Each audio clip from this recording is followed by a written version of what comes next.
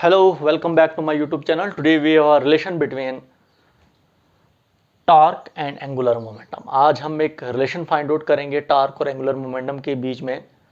इससे पहले हमारा जो लास्ट टॉपिक जो था हमारा, that was a relation between angular momentum end moment of inertia.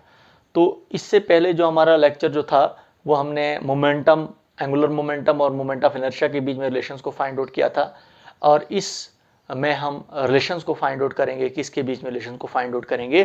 Torque और एंगुलर मोमेंटम जो हमारे पास होता है, इनके बीच में रिलेशंस को फाइंड आउट करेंगे। तो हमने टॉर्क भी पढ़ा है, एंगुलर मोमेंटम भी पढ़ा है। जिसने नहीं पढ़ा होगा वो प्रीवियस लेक्चर्स में जा सकते हैं, वहां पर इसको अच्छे तरीके से समझे, तब जाकर ये अच्छे तरीके से क्लियर हो जाएगा। तो देखिए, टॉर्क क्या होता है? ट्विस्टिंग इफेक्ट ऑफ फोर्स होता है, या rotating turning effect of force होता है, जिसकी वजह से एक बॉडी, टॉर्क क्या होता है? एक बॉडी जिसकी वजह से एक बॉडी जो है वो रोटेट करती है।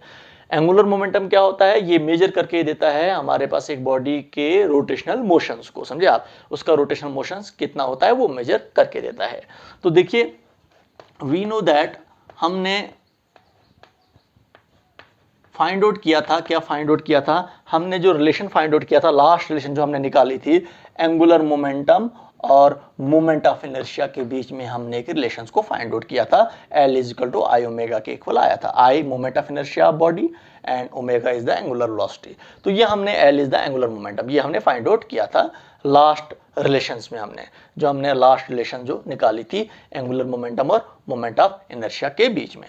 तो देखिए, इसी इक्वेशंस को हम यूज करेंगे और डिफरेंशिएट करेंगे both side, differentiate both side with respect to time. तो विद रेस्पेक्ट टू टाइम हम t के रेस्पेक्ट में हम दोनों साइड डिफरेंशिएट करेंगे हम। तो देखिए, यहाँ पर आपके पास क्या आएगा? dl बाई डी टी, क्योंकि हम एंगुलर मोमेंटम को डिफरेंशिएट करेंगे with respect to time. I यहीं पर है और ओमेगा को भी हम डिफरेंशिएट करेंगे, that is D omega by D T. इसको भी हम डिफरेंशिएट कर रहे हैं विद रेस्पेक्ट टू टाइम। तो यहाँ पर आपके पास क्या आएगा? dl बाई डी टी, ये आपके पास क्या आ रहा है? Rate of change of angular momentum, change of angular momentum with respect to time. dl by D T यही होता है, डिफरेंशिएशन कर रहे हैं हम। तो that is equal to I, ये वो हमारे पास rate of change of angular velocity, D omega by D T, rate of change of angular velocity. तो rate of change of angular velocity जो होता है वो एंगुलर एक्सेलरेशंस के इक्वल होता है, जिसको हम अल्फा से रिप्रेजेंट करते हैं। रीजन दे सकते हो आप कि अल्फा जो होता है that is D omega by D T के इक्वल होता है। तो ये एंगुलर वेलोसिटी हमारे पास है, क्या हमारे पास है? एंगुलर एक्सेलरेशन है, सॉरी, ये एंगुलर एक्सेलरेशन है। तो जैसे हमारे पास लीनियर एक्सेलरेशन होता है that is D V by D T. तो लीनियर एक्सेलरेशन क्या होता है? That is equal to rate of change of linear velocity, D V by D T. तो एंगुलर वेलोसिटी जो होता है हमारे पास, जिसको हम अल्फा से रिप्रेजेंट करते हैं, वो किसके होता है? D omega by D T. ये हुआ rate of change of angular velocity. समझे आप? Rate of change of angular velocity is equal to angular acceleration, तो rate of change of linear velocity is equal to linear acceleration. समझे आप? तो simple में वही यहाँ पर भी है, rate of change of angular velocity. समझे आप? Angular velocity with respect to time is equal to angular acceleration के इक्वल होता है। तो इस इक्वेशंस को हम इक्वेशन फर्स्ट मानेंगे हम। इसके बाद हमने ऑलरेडी पढ़ा है, दूसरी इक्वेशंस भी हमने निकाली है। दूसरी इक्वेशंस हमारे पास क्या है? हमने रिलेशन फाइंड आउट किया था टॉर्क और मोमेंट ऑफ इनर्शिया के बीच में। तो टॉर्क और मोमेंट ऑफ इनर्शिया के बीच में जो हमने रिलेशन निकाला था, tau is equal to I alpha के इक्वल आया था आपके पास। That is torque is equal to I is the moment of inertia and alpha is the angular accelerations. तो इन दो इक्वेशंस को देखो आप, ये आपके पास यहाँ पर देख रहे हो आप कि यहाँ पर भी आई अल्फा है, यहाँ पर भी आई अल्फा है। तो इसका मतलब राइट साइड के इक्वल होगा। तो इस इक्वेशन को इक्वेशन सेकंड ले लेंगे हम। तो from equation first and equation second, तो देखिए, जब राइट साइड के इक्वल है आई अल्फा, यहाँ पर भी आई अल्फा, तो लेफ्ट साइड हमारे पास किसको होगा? लेफ्ट साइड के इक्वल होगा। तो देयरफॉर यहाँ पर आप कह सकते हो आप, जो हमारे पास टॉर्क जो होगा, टाउ जो होगा, वो किसी को होगा? आई टॉर्क जो होगा हमारे पास जो होगा वो किसको होगा? That is D L by D T के इक्वल होगा, D L by D T के इक्वल होगा। तो ये हमने जो फाइंड आउट किया, जो हमने क्या फाइंड आउट करना था? रिलेशन फाइंड आउट करना था किसके बीच में?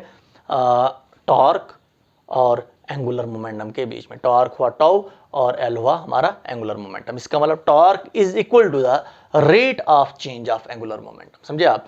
तो torque is equal to the D L by D T के इक्वल आ रहा है। तो एक छोटी सी रिलेशन हमारे पास थी ये, तो इसको देखोगे आप, और ये रिलेशन जो है हमारे पास, जो आपके पास आ रही है, बिल्कुल सिमिलर आपको नजर आएगी रिलेशन जो हमने फाइंड आउट की थी कहां पर, जो आपका न्यूटन सेकंड लॉ है।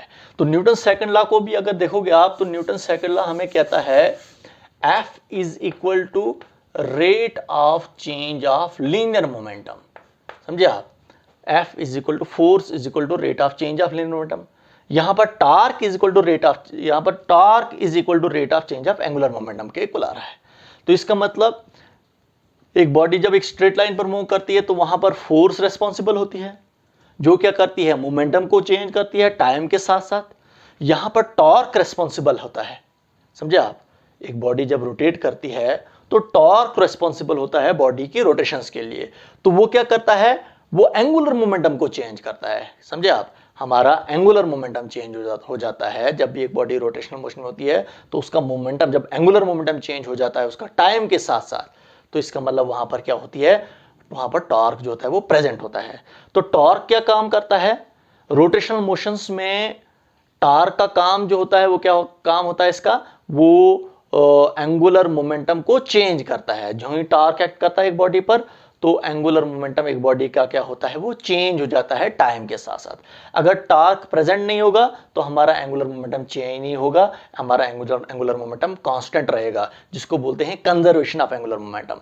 तो यहां पर बिल्कुल वही काम करता है लीनियर मोशन में जो काम करता है हमारा फोर्स। तो फोर्स यहां पर होता है rate of change of linear momentum के इक्वल, यहां पर टॉर्क जो होता है हमारा rate of change of angular momentum के इक्वल होता है। तो बिल्कुल आपको ये नजर आएगा रोटेशनल मोशंस में, जो हमारा लीनियर मोशन में हमारे पास न्यूटन सेकंड लॉ है, समझे आप। Force is equal to the rate of change of linear momentum, वही आपको रोटेशनल मोशन में बिल्कुल उसी का एनालॉगी या हूबहू वही आपको नजर आएगा। फोर्स की जगह पर यहाँ पर टॉर्क का नजर आएगा, that is equal to rate of change of angular momentum के, आपको एंगुलर मोमेंटम के इक्वल आपको नजर आएगा। तो ये आपके पास एक छोटी सी रिलेशंस थी, जो रिलेशंस किसके बीच में थी, टॉर्क और एंगुलर मोमेंटम के बीच में थी। इसका मतलब टॉर्क हमें ये भी मेजर करके देगा कि एंगुलर मोमेंटम कितना चेंज हमारे पास हो रहा है टाइम के साथ साथ। तो okay, good bye, thank you.